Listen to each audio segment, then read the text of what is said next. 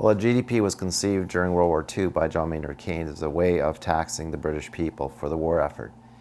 So what it does is it counts all the things we spend money on and adds those all up, including expenditures on car crashes or divorce or environmental pollution cleanup. Now, intuitively, we'd say that is a flawed way of accounting for progress. Things that we would not want to spend money on, like cleaning up after a hurricane, presumably should either be treated as a discrete item on the income statement of the nation as potentially a negative or at least a regrettable expenditure.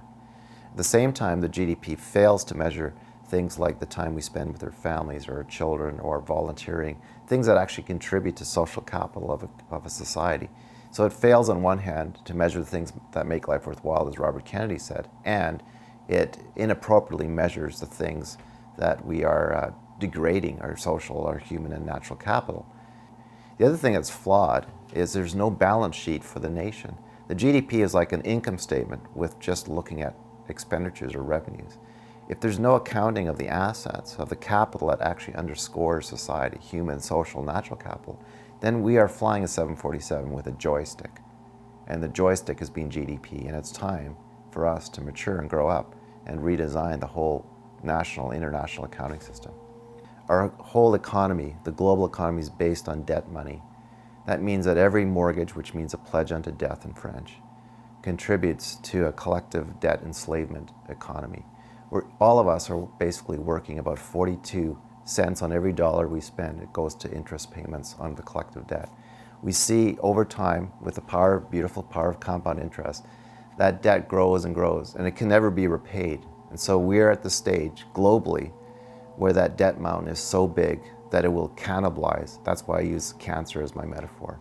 It will eat the host alive. Sustainability cannot be achieved unless you address how the money system works and how money is created. As long as money is created as a debt, it will continue to destroy the very life capital of the planet and ourselves. And we are responsible for it because we've created it. And we can repatriate the power of money creation back to the people, as Jefferson, and Benjamin Franklin foresaw, at the Revolution in the United States. These are profound things that most people aren't even paying attention to.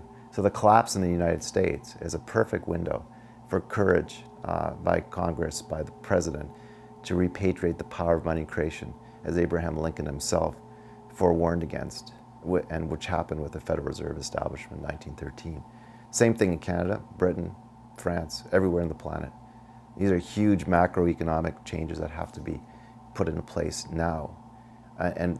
We need to be aware, people need to be aware of how these things work.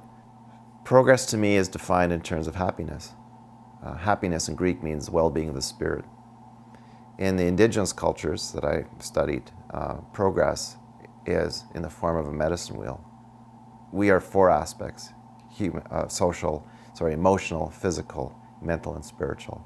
What the First Nations have taught me is progress is driven by what? Volition, free will. In the center of that wheel, where the crosshairs, where those four attributes meet, that is progress.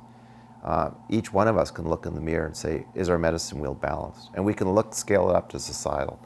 So to me, progress is about whether society and community is flourishing. That's different than sustainability. Flourishing means it's kind of like a standing wave of joy. Are you achieving your life purpose? Why are you here? Why are we collectively here? What are we working for?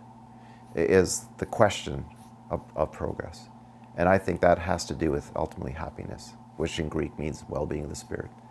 Well, I take the Mother Teresa approach. The change starts when you wake up in the morning. The choice of what shampoo you use, what coffee you bought, where you bought your vegetables. Do you walk your kids to school or do you drive them to school? All these little choices add up to well-being. They're about setting priorities. They're about aligning your choices with your values. They're about being conscious of every dollar you spend, you vote, you express a value. Are your expression of expenditures, are they congruent with your values? Then at the individual level, that happens at the kitchen table with your family. You have conversations around the dinner table about how your day was. Was your activity was it congruent with your life purpose? Did you feel joy from your day? Did your work bring you meaning? Did your kids learn something meaningful at school, or they just learn something that will apply to the grand meritocracy of our industrial complex?